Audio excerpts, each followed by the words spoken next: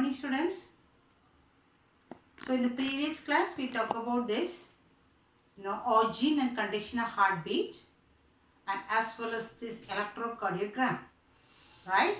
So heartbeat we say, and the electrocardiogram is an instrument which is used to record this electrical changes of this heart, right? Okay. And in here today we can move to the topic. It is actually cardiac output. Cardiac output. Okay.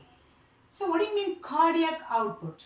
So here I have given this rough diagram for this human heart, and of course you know the basic structure for human heart. So it is made up of 4 chambers, right? And it is right auricle, left auricle, right ventricle as well as left ventricle, right? And in this previous sessions we have explained about the structure of this human heart, and we have explained about this its function also, right? And one more topic we have discussed about this cardiac cycle. Cardiac cycle, right? So the cardiac cycle begins at this, in the beginning of this heartbeat, and it lasts until the beginning of the next heartbeat. That is the cardiac cycle. So these are all these topics we have discussed already, right? So here anyhow I have to recall something related to this. So listen.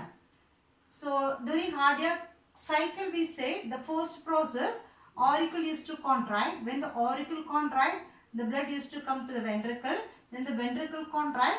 During ventricular contraction, the blood used to go towards this, from the right ventricle, the blood go to this lungs through the pulmonary artery, and from the left ventricle, the oxygenated blood. So here is deoxygenated blood, here oxygenated blood. So the oxygenated blood goes to this aorta, right, for to supply this to this every parts of this body. So those things we said, right? Here the title is actually cardiac output. Means, listen, the definition is given, the amount of blood,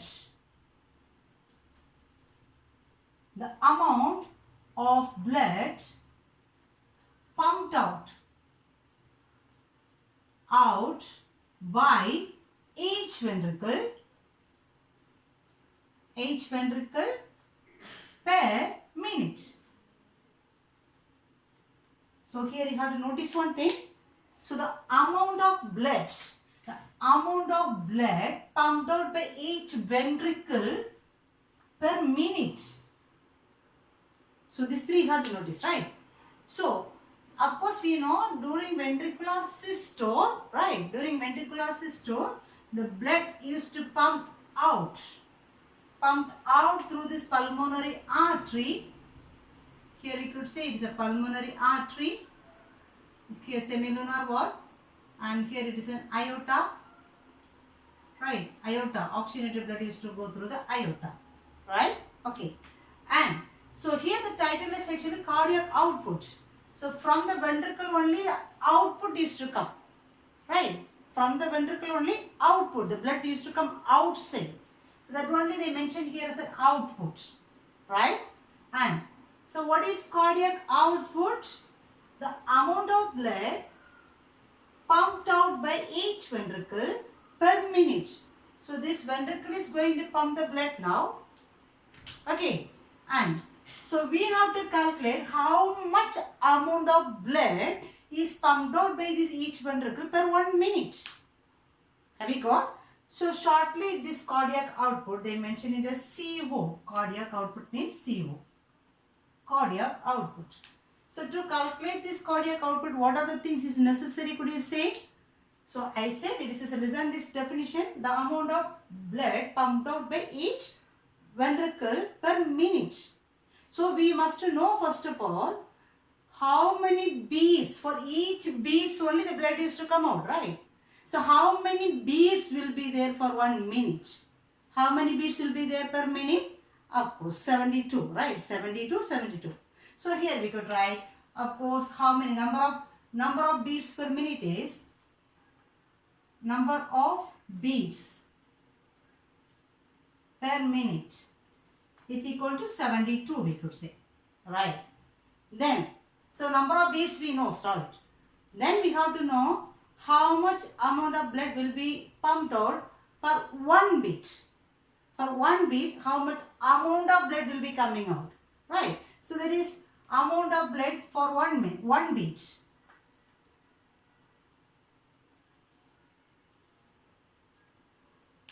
Amount of blood per beat.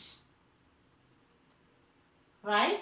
Okay. So this number of beats per minute that they have mentioned as is, word as pulse rate.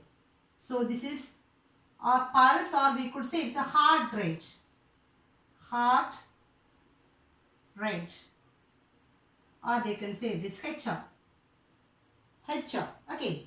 And amount of blood per each beat. Per beat. That is mentioned as stroke volume. That is stroke volume. So if we know this stroke, we can able to calculate the CO. Right? So CO formula, how can we write? The amount of blood pumped out by each ventricle per minute is equal to this HR. Am I right? HR into amount of blood pumped out by each beat. That is actually stroke volume. Right? So HR almost we know it is 72, and SV stroke volume we have to know. So what do you mean stroke volume? The amount of blood which is coming out of this ventricle for each beat. Okay, how can we calculate this SV stroke volume?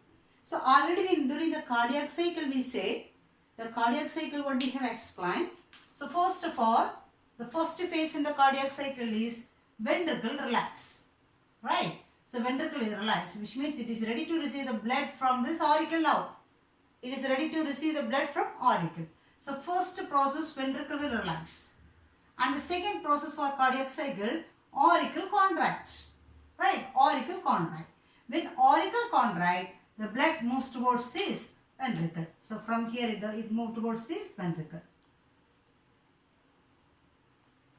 Okay, it is moving towards this ventricle. Right? So now the ventricle is relaxed. Right? So that we can say it is diastole. So first ventricular diastole. This relaxation only we used to say is a diastole, right? So ventricular diastole. Then auricular systole. Auricle is to contract. So auricular systole we could say. Then the blood will come from the auricle to ventricle.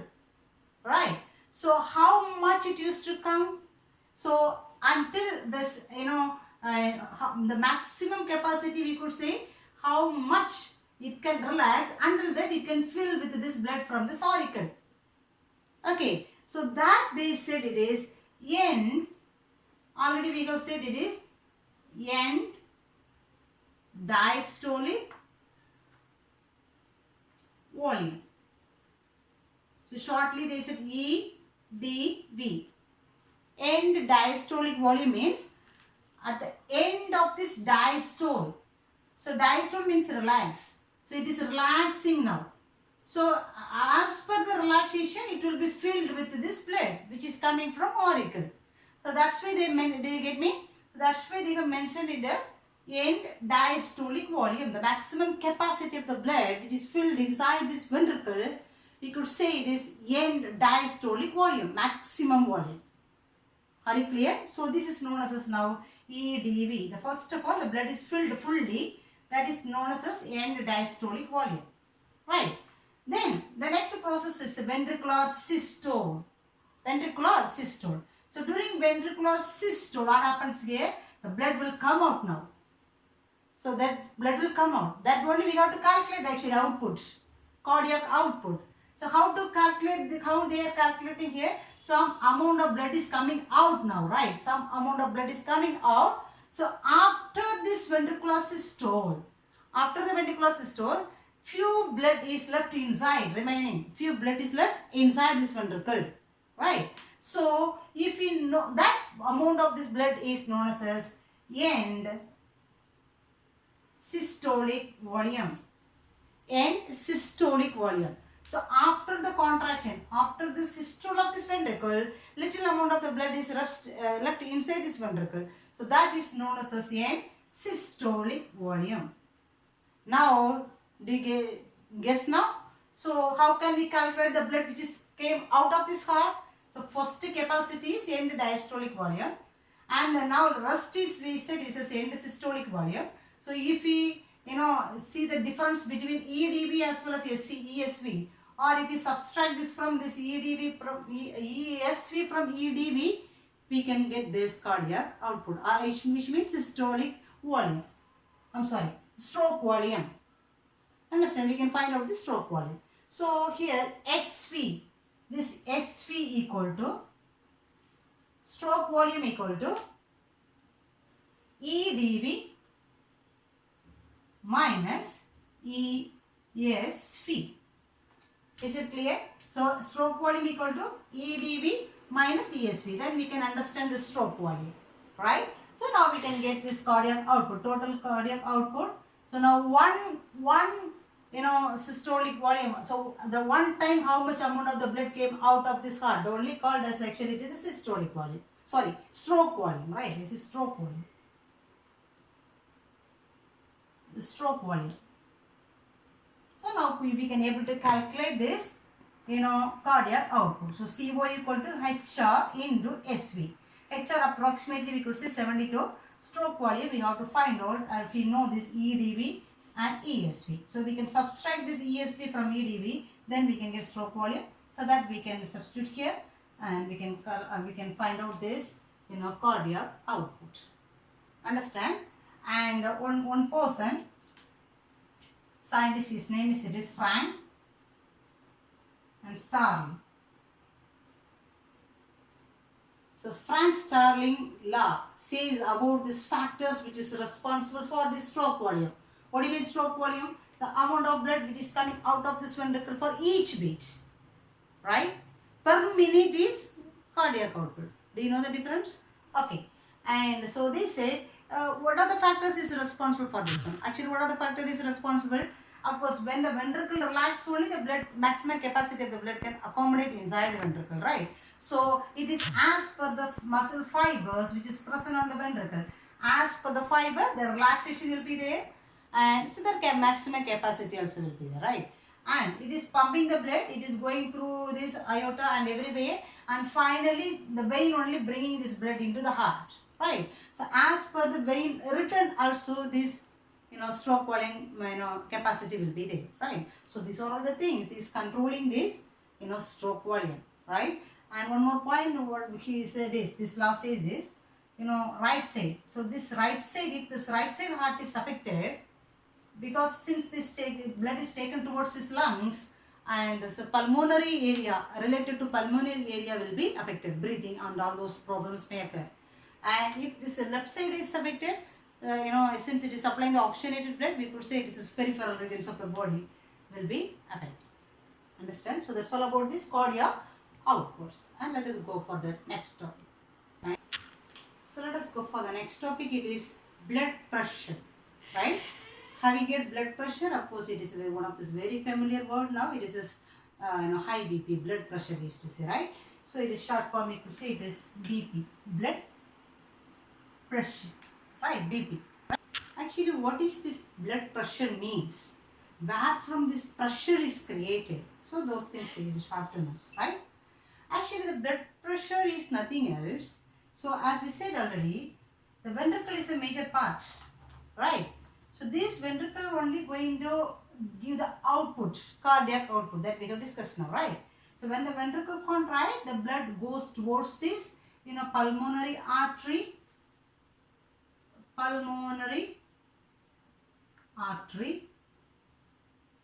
as well as this major blood vessel, artery known as aorta. Okay, so this is the two ways this blood will be pumped out by this ventricle, right? So when the blood is moving towards this, this arteries, pulmonary artery, as well as when the blood is moving towards this, aorta, this will create one exerts, the one pressure, one push on this wall of these blood vessels, right? So that pressure only known as actually a blood pressure, right?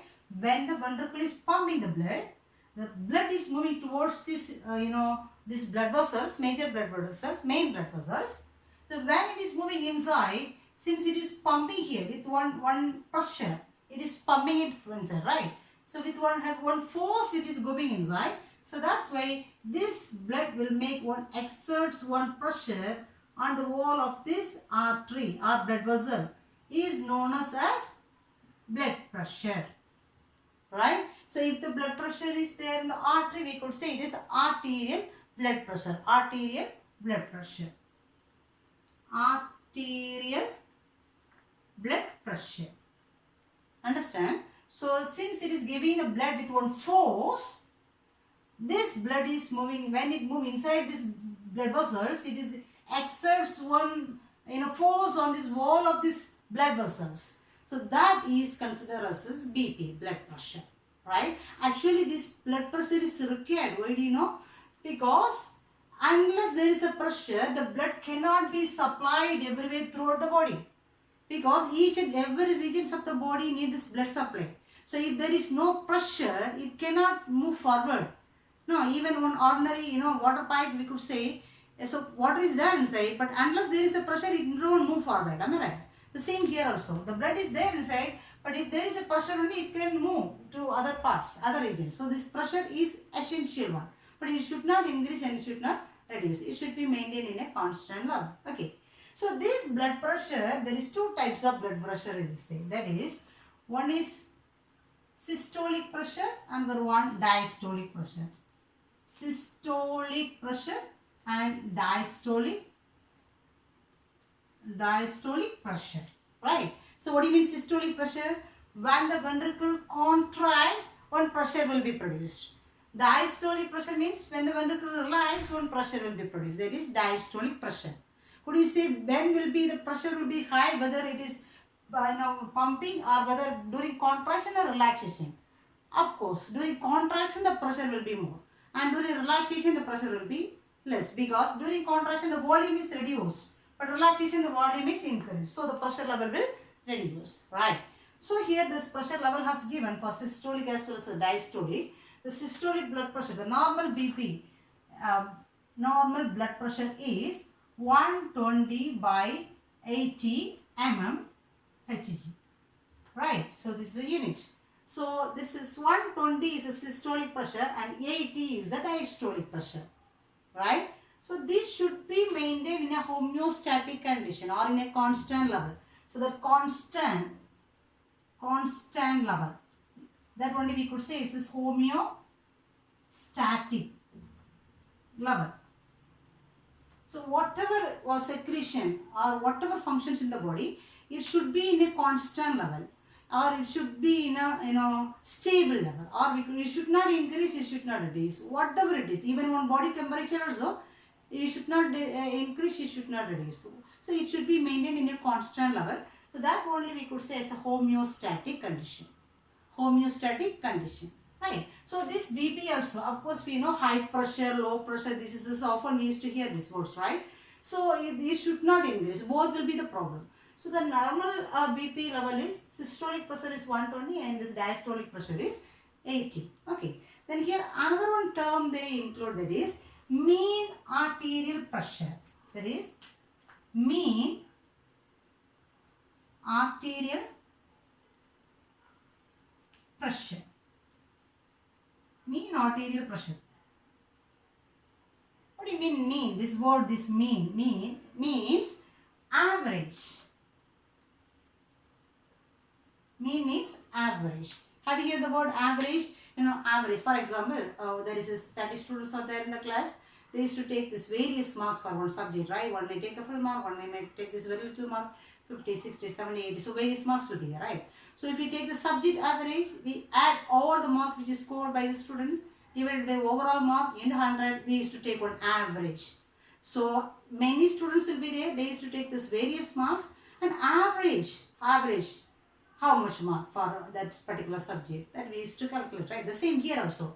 So here mean arterial pressure, here we are talking about the artery, not vein, artery. So mean arterial pressure, normal, so this is systolic volume we said, diastolic pressure we said. Average how much pressure should be maintained in a constant level, mean arterial pressure, right? So that also should be calculated. So that will be calculated, actually the formula is given in your text anyhow. This it should be calculated by, you know, systolic blood pressure SBP into 2 diastolic blood pressure divided by 3. So this is the formula they are using to calculate this mean arterial pressure, right? So this should be maintained in a constant level. Okay, and so for example, actually inside the body, as I said, the homeostatic level should be maintained. For this, to maintenance of this homeostatic condition, the body coordinating system, everything is cooperating each other to maintain this homeostatic situation, right? So whatever it is, even for example, we could say even one hormone secretion is increased in the body, or else the hormone secretion is low in the body. The information has been taken towards this, you know, brain and the particular region, and there it will give the commands to correct it. You know, if it is low, it will increase. If it is excess, it will reduce the secretion. So that reflex reactions will be there, reflex action. So that is likewise here, to maintain this mean arterial pressure, one primary reflex center is there to control this one, right? Primary reflex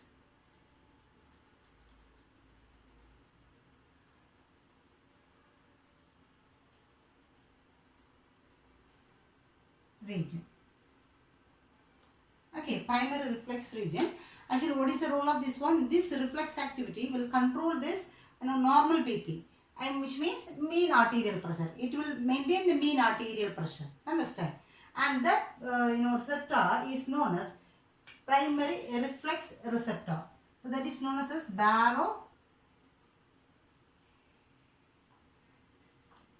baroreceptor. So the baroreceptor is a receptor. It is going to control or maintain this mean arterial pressure. So the body has to maintain normal pressure. That only mean arterial pressure, average pressure, right? So that is controlled by baroreceptors. What do you mean this work? What do you mean this baroreceptors? What is the work maybe this baroreceptor? In case high BP is, pressure is increased, right? For example, here the pressure level is increased. So what should happen there? So this cardiac output has to reduce. So when this ventricle is giving much of blood only, with heavy force only, the blood pressure will increase, right? So if there is a high pressure, automatically the ventricle cardiac output has to reduce. Ventricle has to give little amount of this blood. Have you got? And just vice versa. If this pressure is less, what do you mean less? The heart is giving very little amount of the blood. That's why the pressure is less. So what should be how the adjustment has to do? Here the heart has to give this, increase this output. Then the pressure will increase. So that is this, the reflex reaction, the adjustment. As per that only we can maintain this, constant homeostatic situation. Is it clear? Okay. So this is what our baroreceptor. So one of the example is it. So when we sleep on a bed or anywhere, this pressure level will be maintained in the body in a constant, simultaneously in every region it will be in very equal, right? Eventually it will be.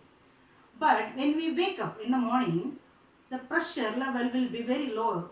The pressure will be very low because when we wake up, the blood will accumulate in this leg region, right? That is the reason, when we wake up in the morning, and we feel it like a low pressure, like immediately after wake up, right?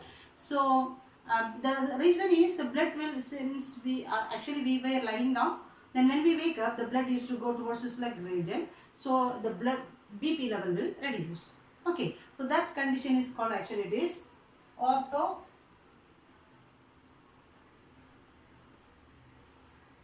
reflex. That is known as orthostatic condition, orthostatic hypotension.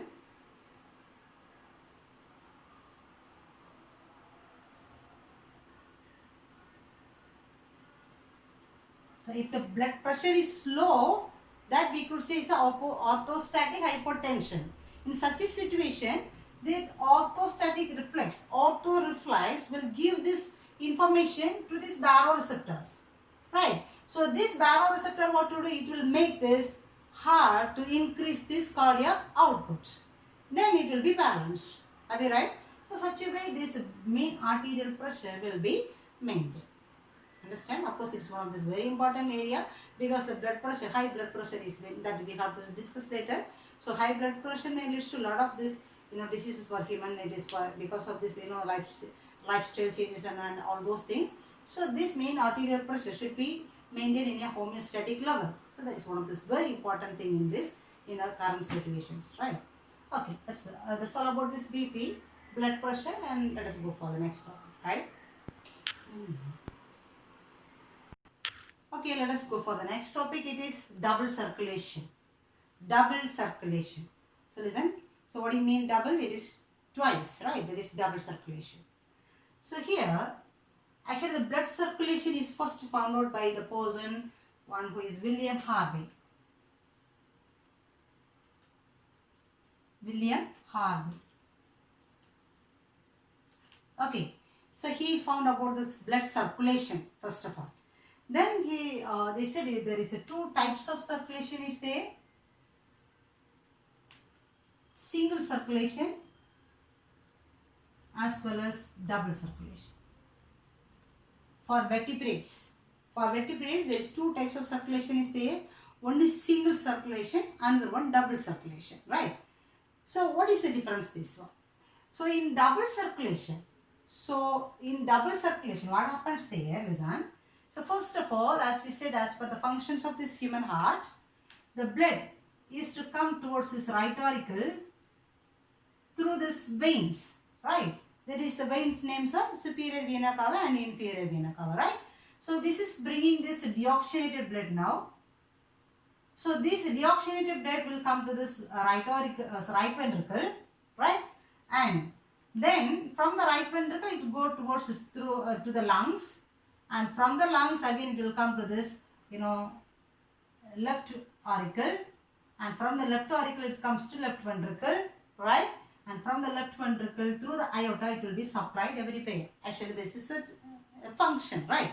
So what do you mean double circulation? Listen me. So once the blood is coming inside this right side, okay, and then it is going somewhere in the lungs, and the circulation is once again going on inside the left side. Do you understand? So first of all the circulation is going the right side of this heart, right? And afterwards the blood is going to the lungs. Okay. Again it is returned back to this left side of the heart, and now the circulation is going on in the left side. So twice the blood is entering into the heart twice. That's why it is considered as double circulation, right? Okay. And this double circulation, they said there is two types: systemic circulation as well as pulmonary circulation. So this we can say as systemic circulation as well as pulmonary circulation, right? So what do you mean systemic circulation and pulmonary circulation? So listen, so remember when we talk about systemic circulation, we have to begin from this oxygen.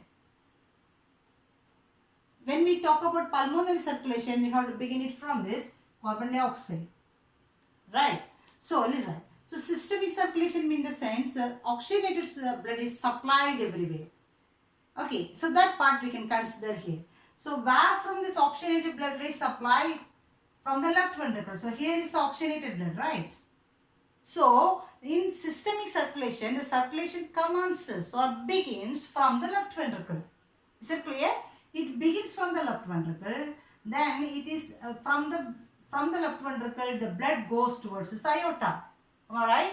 And from the aorta will branch as artery. Again it will branch as arterioles. Again it will branch as capillaries. Then it will supply the blood everywhere, all the tissues of this body, right? Then the veins will collect this blood, venules, and collect this deoxygenated blood. And finally it will become as the largest vein, superior and the inferior vena cava. And this will leave this deoxygenated blood into this right auricle. So this circulation from here to here, am I right? Here to here. From here to here, it has to surround throughout the body and come back again to this opposite side. This circulation is known as a systemic circulation. Have you got? Okay. And what about pulmonary circulation is done? So what do you, just opposite. Pulmonary circulation, as I said, it commences from the carbon dioxide, right? Deoxygenated blood. So it commences from the right ventricle. So the deoxygenated blood is now present in the right ventricle. From the right ventricle, it goes towards this pulmonary artery. It will go to the lungs, and from the lungs again it will be left into this. Here actually 4 pulmonary artery will be there. Pulmonary vein will be there. So this pulmonary vein will leave this oxygenated blood into this left auricle. So from here, this circulation we could say from here to here. Am I right? So this is about this. It commences from deoxygenated blood and it ends as oxygenated blood. For systemic circulation, it commences from the oxygenated blood and it will end as this deoxygenated blood. So what happens in the pulmonary circulation? This deoxygenated blood is taken from this right ventricle through the pulmonary artery. It is going to the lungs. From the lungs, this pulmonary vein is collecting this oxygenated blood and it is supplying into this left auricle. So it is related to the lungs. So that circulation is known as pulmonary circulation, right? And so what do you mean single circulation? So single circulation, for lower vertebrate, single circulation is there. For example, this is from the heart, the blood go to this gills. Especially it will gills, we could say it says capillaries. So gill capillary, and from the gills it will go to other capillaries. Then from capillaries again it will come to the heart. So this circulation we could say it is as a single circulation, right? But here not like this. Here in the pulmon, double circulation, what happens? Could you say? First heart, right? So heart.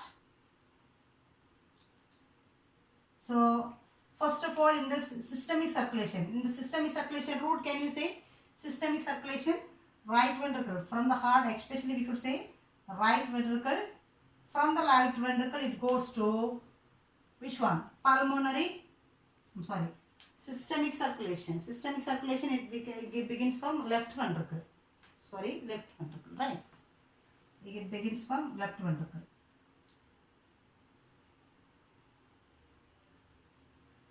Left ventricle. From the left ventricle it go to aorta, right? Aorta branch is an artery. Then arterioles, again as a capillaries.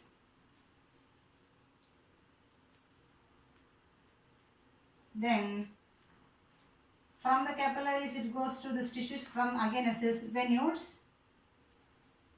Then it becomes a vein, and the vein will leave it into this right auricle.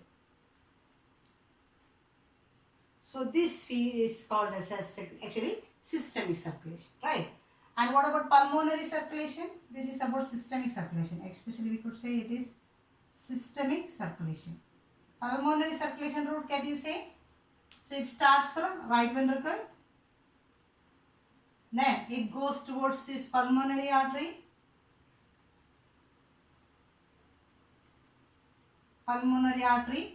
This artery will branch as arteriole. So lungs, now it is this lung capillaries. The capillary is present in the lungs. There only it will supply the blood, right? And again it will be collected by this pulmonary vein. And the pulmonary vein will leave it into this left auricle, right? So this is the double circulation, we could say, right? So systemic circulation as well as this pulmonary circulation, double circulation is there. And moreover, one more thing we have to say about this, the pressure here in this in higher vertebrates, especially in the mammals, double circulation is well defined. Why? Because here ventricle, right side and the left side, and auricle and the ventricle is divided by this septum, right? Here auriculoventricular septum is there, so interauricular septum is there, in the ventricular septum is there. So totally it is divided. The partition is there. That's why the blood will not mix together. So it is moving as a double circulation, right? And everywhere, this if in case of this blood pressure, in the blood vessels which is closer to the heart is consist of the high blood pressure, and the blood vessel which is away from this heart is consist of low blood pressure. So the blood pressure will be maintained in a various level. There also one advantage is there, because so when so here the blood pressure must be high, because then only it can pump the blood, right?